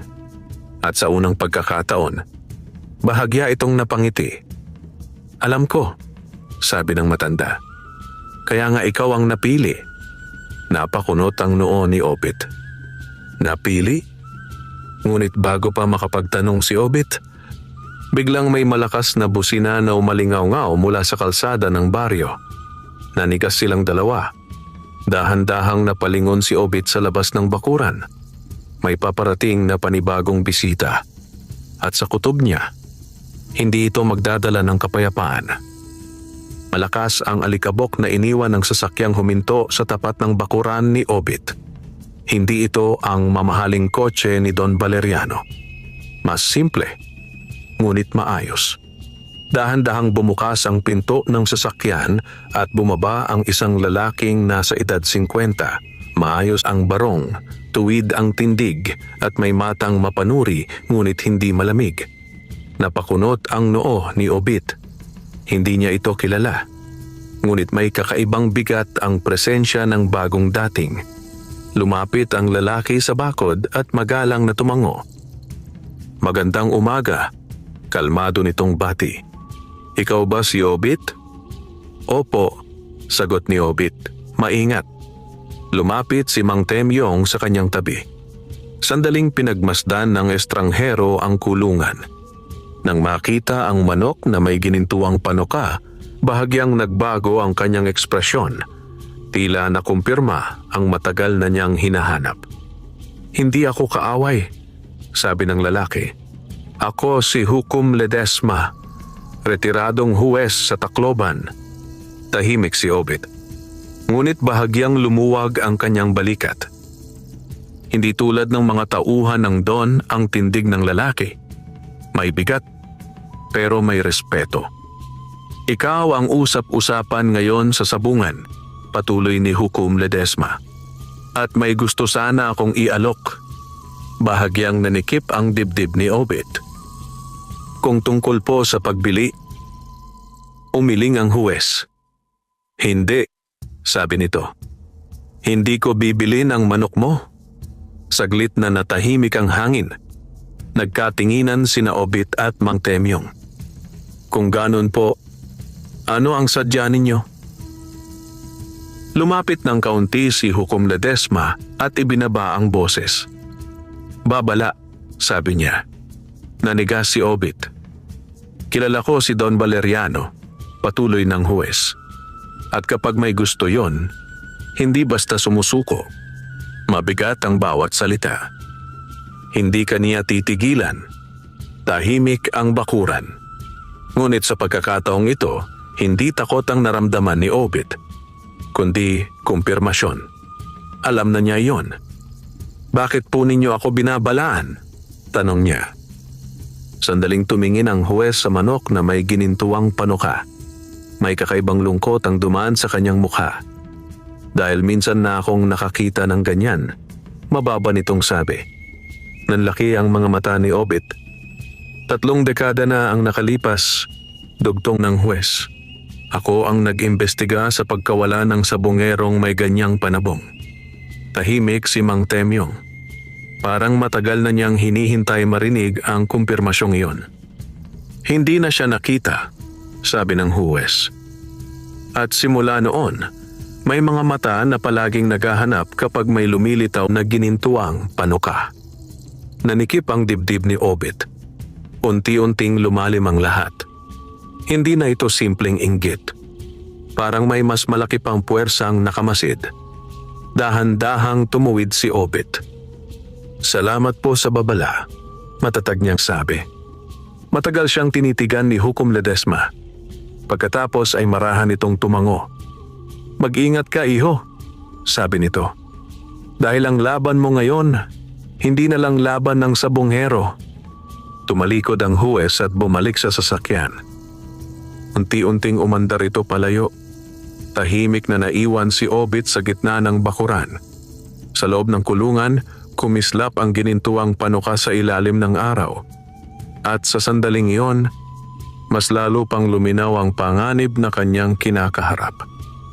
Matagal na napatayo si Obit sa gitna ng bakuran matapos umalis si Hukom Ledesma. Parang mas lalong bumigat ang hangin. Ngayon ay malinaw na sa kanya, hindi lang si Don Valeriano ang problema. May mas malalim na aninong nakapaligid sa manok na may ginintuang panoka. Isang alamat na buhay pa pala hanggang ngayon. Tahimik na lumapit si Mang Temyong. "Iho," marahan itong sabi, "ngayon mo pa ba itutuloy?" Hindi agad sumagot si Obit.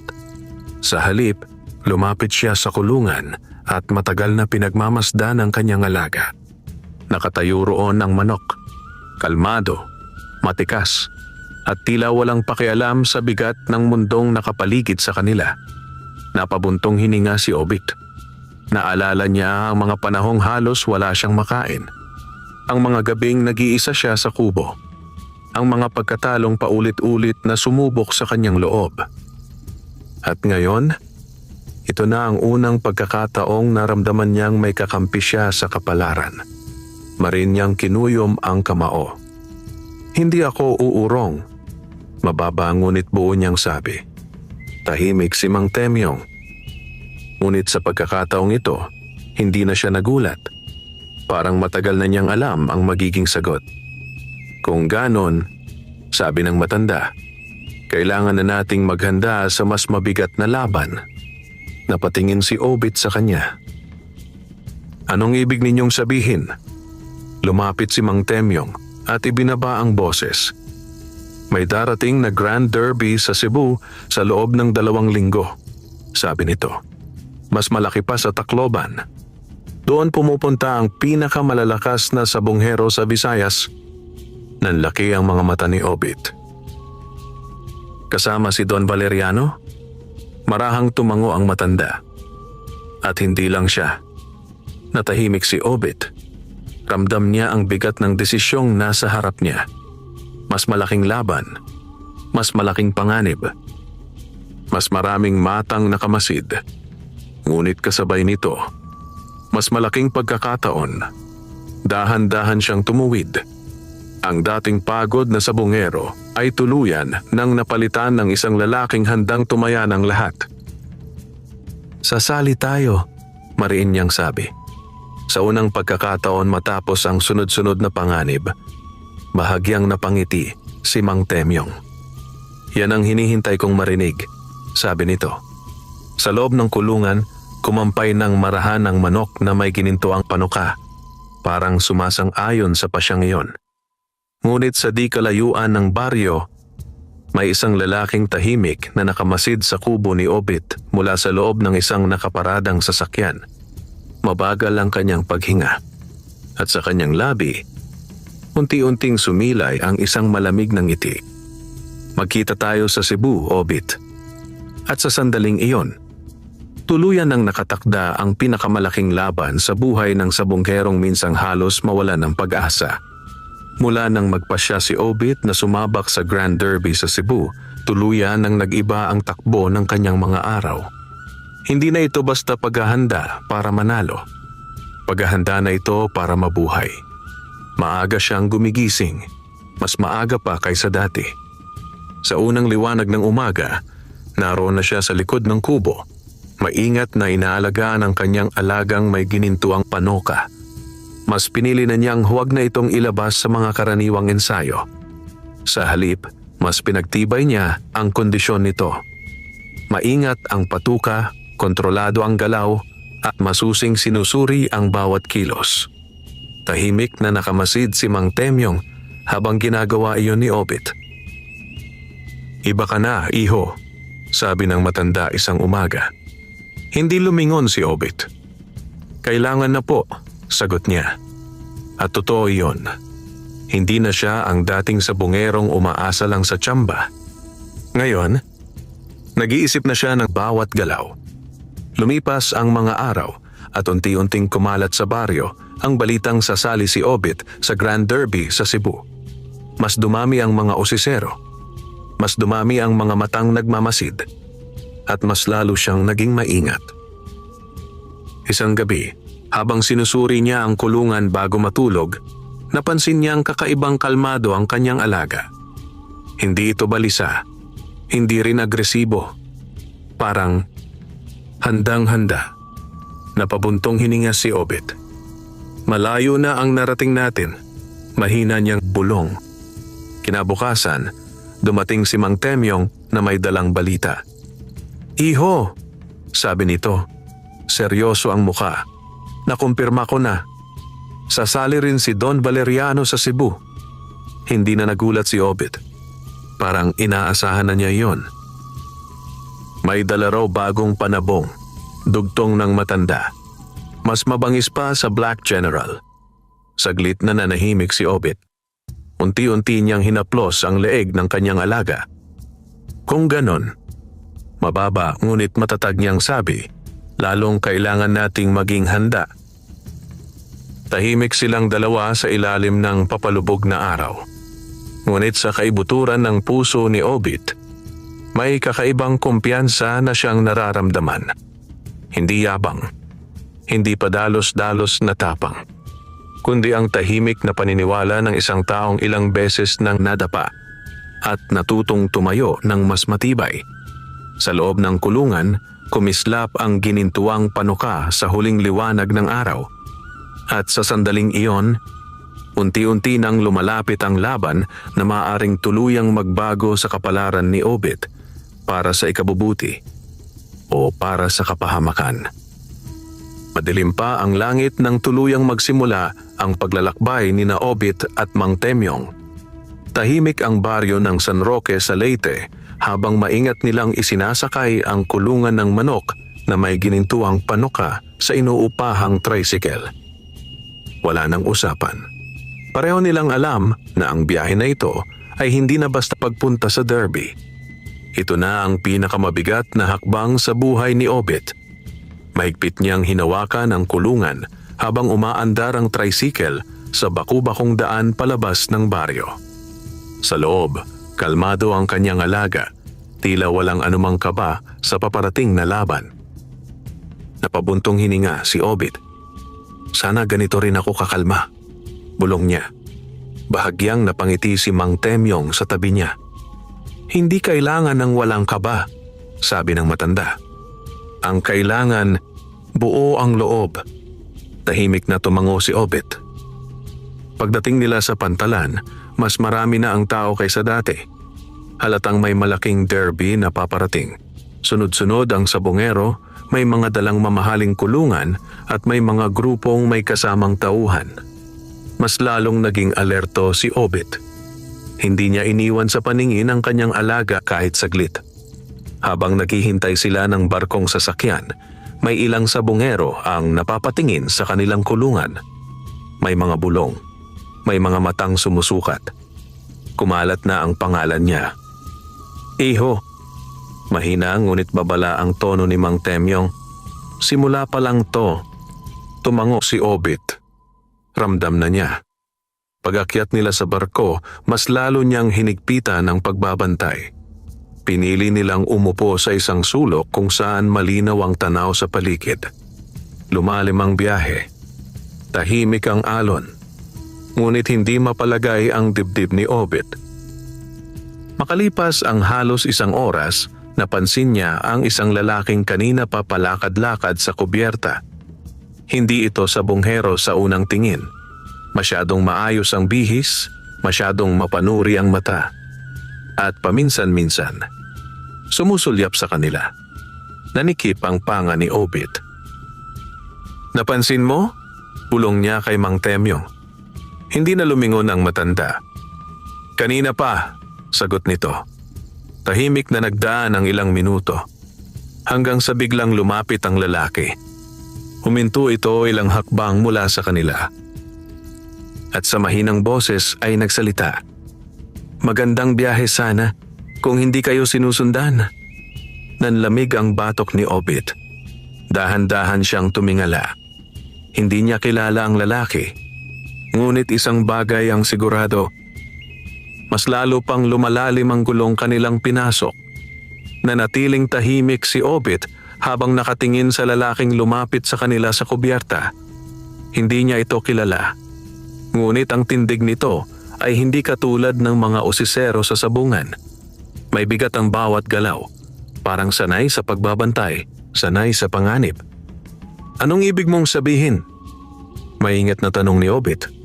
Saglit na tumingin ang estranghero sa paligid bago ibinaba ang boses. May dalawa kayong binabantayan ngayon, sabi nito. Yung nakikita ninyo at yung hindi pa. Nanikip ang dibdib ni Obit. Sa tabi niya, bahagyang gumalaw si Mang Temyong. Kilala mo ba kung sino ang sumusunod? Tanong ng matanda. Hindi agad sumagot ang lalaki. Sa halip, tumingin muna ito sa kulungan. Nang makita ang manok na may ginintuang panoka, sandaling nagbago ang ekspresyon nito. Tila nakumpirma ang kanyang hinala. Kaya pala, mahina nitong sabi. Muling bumalik ang tingin niya kay Obit. Hindi lang si Don Valeriano ang may interes dyan, patuloy niya. Mas lalong bumigat ang pakiramdam ni Obit. Ano pa ang alam mo? Tanong niya. Mas mariin na ngayon. Lumapit ng kaunti ang estranghero. 10 taon na akong umiikot sa malalaking derby sa Visayas, sabi nito. At sa tuwing may lumilitaw na panabong na may kakaibang panuka, may mga taong laging nauuna. Saglit itong tumigil. Mga taong hindi basta sabongero. Tahimik ang alon sa paligid ng barko. Ngunit para kay Obit, parang mas lumakas ang ugong ng panganib. Sino ka ba talaga? Tanong niya. Sandaling nag-alinlangan ang lalaki. Pagkatapos ay marahang sumagot. Rogelio, sabi nito. Dati akong handler ng isang sabongerong nawalan ng manok na katulad ng sayo. Nanlaki ang mga mata ni Obit. Naalala niya agad ang kwento ni Mang Temyong. Ang sabonggerong nawala 30 taon na ang nakalipas. Unti-unting tumigas ang mukha ni Mang Temyong. May alam ka tungkol doon? Tanong ng matanda. Tumango si Rogelio.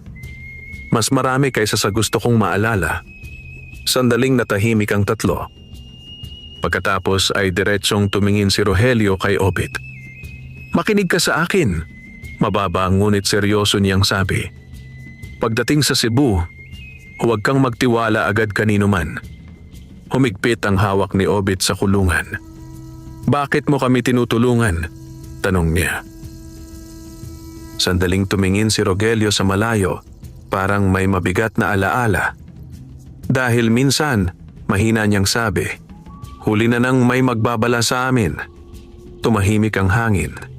Maya-maya, tumalikod na si Rogelio. Mag-ingat kayo, huling sabi niya bago naglakad palayo sa kubyerta. Tahimik na naiwan sina Obit at Mang Temyong. Sa loob ng kulungan, kumislap ang ginintuang panuka sa ilalim ng maputlang liwanag ng umaga. At sa sandaling iyon, mas lalo pang lumalim ang misteryong kanilang kinakaharap sa paglapit nila sa Cebu. Pag-aalas 4 na ng hapon nang dumaong ang barko sa pantalan ng Cebu. Mula pa lamang sa kubyerta ay ramdam na agad ni Obit ang kakaibang bigat ng lungsod. Mas matao, mas mabilis ang galaw, at mas matalim ang mga matang nakamasid sa bawat sabongerong bumababa ng barko. Hindi na ito tulad ng Leyte, hindi na rin tulad ng Tacloban. Ito ang sentro ng malalaking laban. Mahigpit na hawak ni Obit ang kulungan habang bumababa sila ni Mang Temyong sa rampa. Hindi niya iniwan sa paningin ang paligid. Sinusukat ang bawat mukha, bawat galaw. Sa di kalayuan, nakita niyang muli si Rogelio. Nakatayo lamang ito malapit sa isang poste, tahimik na nagmamasid. Sandaling nagtagpo ang kanilang mga mata. Bahagyang tumango si Rogelio, isang tahimik na paalala. Mag-ingat. Hindi na nagsalita si Obit. Paglabas nila sa pantalan, sinalubong agad sila ng ingay ng syudad. Mga busina, tawaran, at mga sabongerong abalang-abala sa kani-kanilang lakad. Ngunit sa gitna ng lahat, may kakaiba siyang napansin. Mas maraming matang sumusukat. Mas maraming taong tila may alam sa dala niya. Iho, mahina ngunit seryoso ang boses ni Mang Temyong. Ramdam mo rin ba? Tumango si Obit. Opo, hindi na nila kailangang magpaliwanag. Pareho nilang alam. Hindi na sila basta bisita dito. Pinili nilang dumiretso sa maliit na paupahang bahay malapit sa sabungan kung saan gaganapin ang Grand Derby. Hindi ito magarbo, ngunit sapat na para sa pansamantalang tuluyan. Pagpasok nila sa loob, agad sinigurado ni Obit ang kulungan. Doble ang kandado, malapit sa kanyang higaan, at ang itak nasa abot kamay. Ngunit bago pa sila tuluyang makapagpahinga, may kumatok. Isang beses. Mabagal. May kumpiyansa. Nagkatinginan sina Obit at Mang Temyong. Unti-unting nanlamig ang hangin sa maliit na silid. Dahan-dahang lumapit si Obit sa pinto at nang buksan niya ito, nanigas siya.